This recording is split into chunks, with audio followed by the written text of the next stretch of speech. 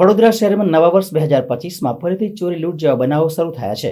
તેવામાં શનિવારે તરસાલી વિસ્તારમાં આવેલ એક જ્વેલરી શોપમાં સીસીટીવી કેમેરા પર સ્પ્રે મારીને લાખોની માલમત્તાની ચોરી કરી ઈસમો ફરાર થઈ ગયા હોવાની ઘટના સામે આવી છે। વડોદરા શહેરના તરસાલી શાક માર્કેટ પાસે આવેલ માનસી જ્વેલર્સમાં શનિવારે વહેલી સવારે કોઈ જાણભેદુ ચોર ઈસમો શટરના તાળા તોડી જ્વેલરી શોપમાં લાગેલા સીસીટીવી કેમેરા ઉપર સ્પ્રે મારી આશરે 35 કિલો સોના ચાંદીના દાગીનાની ચોરી કરી પલાયન થયા હતા। બનાવની જાણ થતાં જ્વેલરી શોપના માલિક આવી પહોંચ્યા હતા અને આ અંગે પોલીસને જાણ કરતાં પોલીસે તેમની ફરિયાદના આધારે તસ્કરોનું પગેરું મેળવવા ચક્રો ગતિમાન કર્યા છે।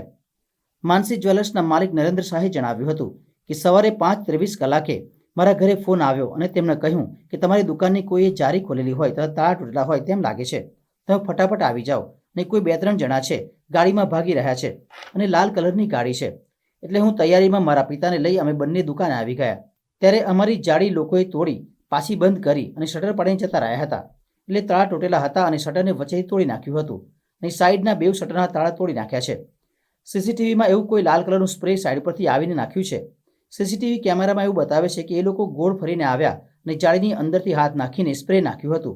એટલે આ કેમેરો પ્રથમ બંધ થયો, ત્યાર પછી એ લોકો અંદર ઘૂસી અને સાથે એ લોકોને જાણે કેમેરાની જગ્યા ખબર હોય એ રીતે પહેલાં આ કેમેરા ઉપર ડાયરેક્ટ સ્પ્રે નાખ્યું અને પછી આ બીજો કેમેરા પર સ્પ્રે નાખ્યું। દુકાનમાં કુલ 2 કેમેરા છે। મારું એમ માનવું છે કે 3 જણા હશે, કારણ કે 20 જ મિનિટમાં બધું થઈ ગયું છે। કોઈએ રેકી કરીને પહેલાં ગયું હોય, બાકી અજાણ્યું હોય તો એકદમ ખ્યાલ ન હોય કે દુકાનમાં કઈ જગ્યાએ કેમેરા છે। લગભગ 35 કિલોની આસપાસના સોના ચાંદીના દાગીનાની ચોરી થઈ છે। અમારી અપેક્ષા કે છે કે અમને અમારો મુદ્દામાલ મળી જાય, કારણ કે અમારી જીવનભરની પૂંજી છે।